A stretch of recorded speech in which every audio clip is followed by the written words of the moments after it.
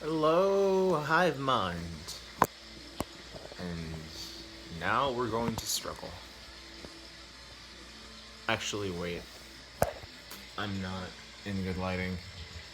I just remembered which way light works. Um. I did want to sit on the floor. Whatever. It's a trend. Keep to it.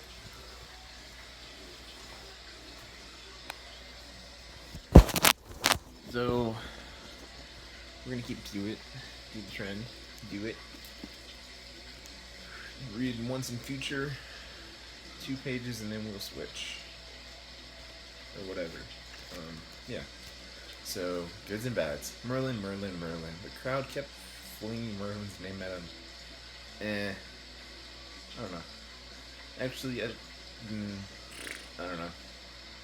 The crowd kept flinging Merlin's name at him. And not in a nice way. He cut into him, mocked him with a few millennia worth of regrets. Stopped and mumbled, please. Merlin. Morgana smirked, her bony, bluish hands levitating to increase the intensity of the cheer. She twisted her hands, curled her fingers, and closed them, cutting the crowd off like she was strangling air from hundreds of throats. Everyone, small children to Mercer associates in white suits, stood, wrapped, mouths slightly parted. Granted, an open courtyard in the heart of Mercer Country wasn't the best place for a magic battle, but he was making do. He could not let Morgana get to Ari. He would exhaust her cruel, cold magic on her himself if he had to. That was the plan. It was a terrible plan. Merlin stumbled to one knee, shaking. He braced his head with his palms and closed his eyes, falling back to earlier that day, when he promised Ari he would keep her friends safe. He watched her walk away, striding after Guinevere, as he filled the foolish hope that things would be different this time, that he truly was one of his band. The hope was far away now, a hazy thing he could no longer hope to touch. How had he gotten here? Leveled by Morgana on purpose? After parting from Ari, Merlin had followed the boys inland deep into Troy and found Mercer's influence smeared across the planet-wide city like white blood. The associates who wore bleached suits and left playing features were the least of it. Every store was overstocked with Mercer products.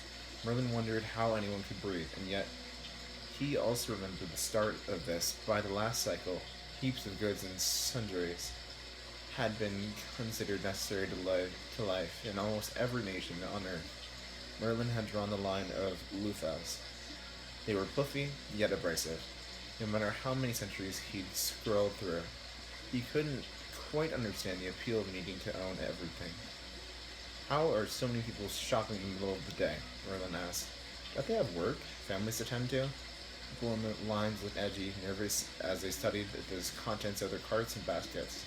The government on Troy gives everyone shopping breaks. Val said in a gruff voice that Merlin was not acquainted with. That's thoughtful, Merlin tried. Val shook his head, whispered in a way that tugged Merlin closer. He put a quota of how much a person needs to buy from Mercer every day if they want to stay on Troy.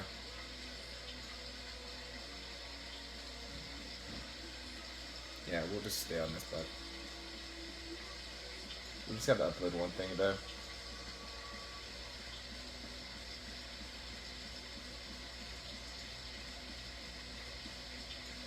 Going to be complicated, so we're going to do this. Read the next poem in the bond. And then do the D&D. So 2 hours there. 2 sets of 2 minutes here. 2 sets of 4 minutes here. 2 hours, 4 paragraphs. 2 hours, 4 paragraphs there. 4 hours, 2 pages. 4 hours, 2 pages, pretty much.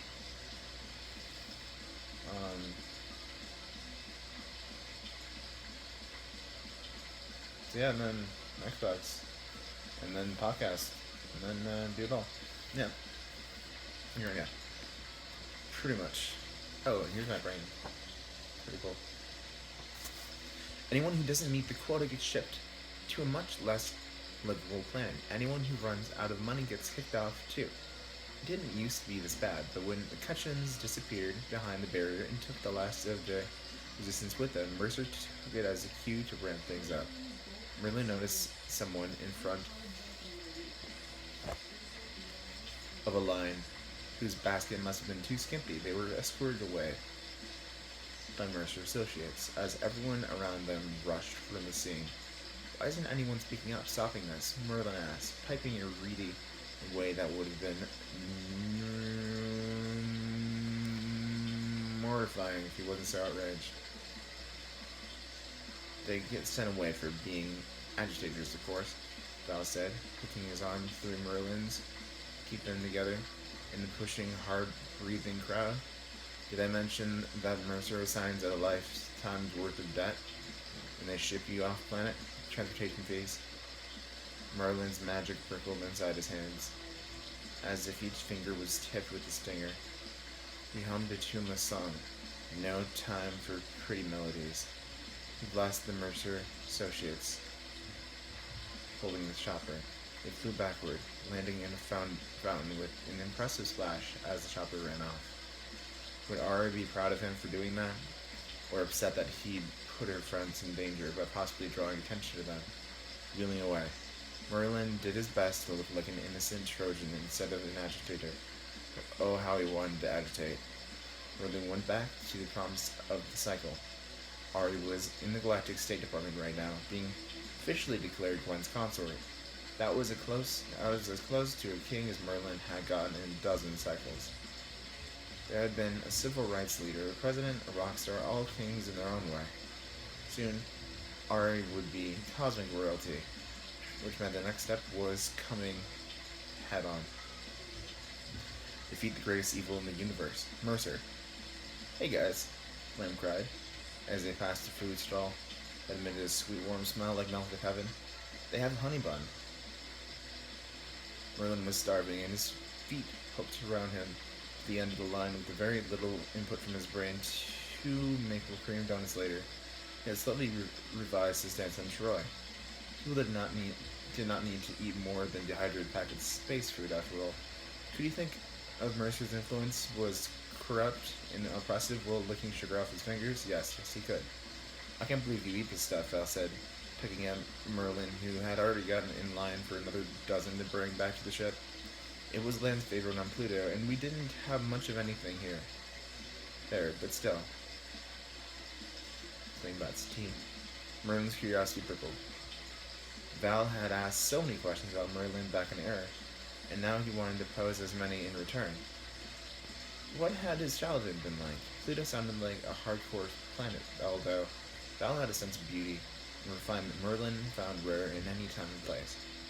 Val also had a way of rubbing at the back of his shaved head when he was worked up over something, showing off the lines of his neck where it shaded into his slim but strong shoulders. And then a sickly electric rush flowed through Merlin's body. Not hormones this time. He walked straight through Morgana. You really don't notice what is right in front of your face.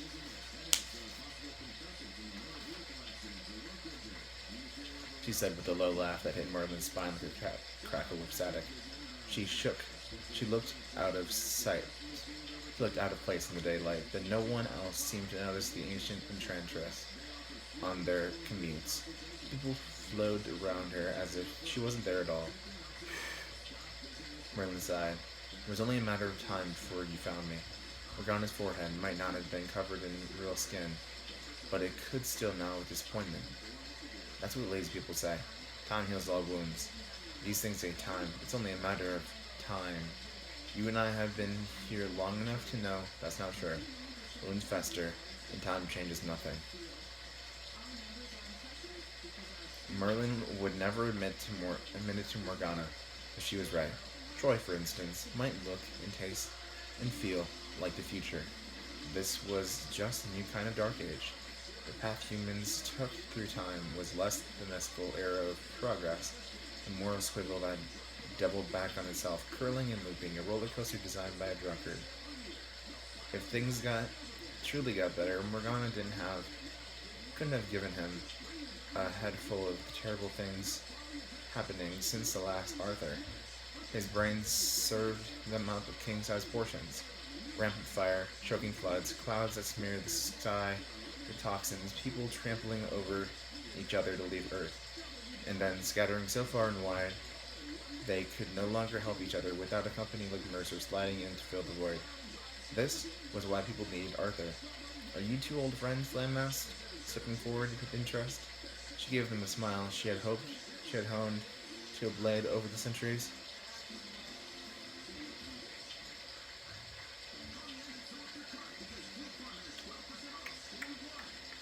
I hate Marlin with the venom of an adder, the rage of the forest fire, and the vigor of a woman making love. So no, Em said. They stepped back, tugging Val and Kay. Go, Merlin said, flinging a hand to send the knights toward Ari. In safety, leave Morgana to me. I'd rather have them stay, Morgana said, the words were like concrete pouring around the ankles of Val and Kay, sticking them in place. What the hell?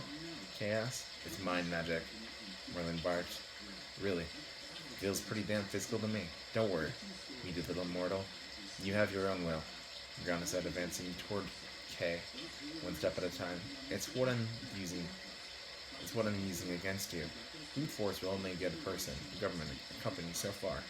Dig an inch below the surface and you discover that someone wants, which can be used to nudge them. Morgana trailed her non fingers along Kay's arm, and he shuddered at the air released a slight crackle. The greatest power is a hand on your shoulder, a whisper in your head, gentle but insistent. These people don't want to see what's happening, so they don't see it. You don't want to find out what will happen. You threaten me, and that makes it easy to ensure you won't take a single step closer. Morgana swiveled back to Merlin. Those pale lips, not dead, not alive, made him want to retch. This isn't the whole party, is it? Where's your Princess Ari? We will stay away from her, Merlin nearly yelled.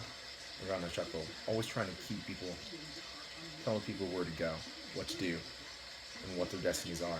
Merlin's anger pitched forward. Just as Morgana touched Lamb's brow, making them writhe. Where is she?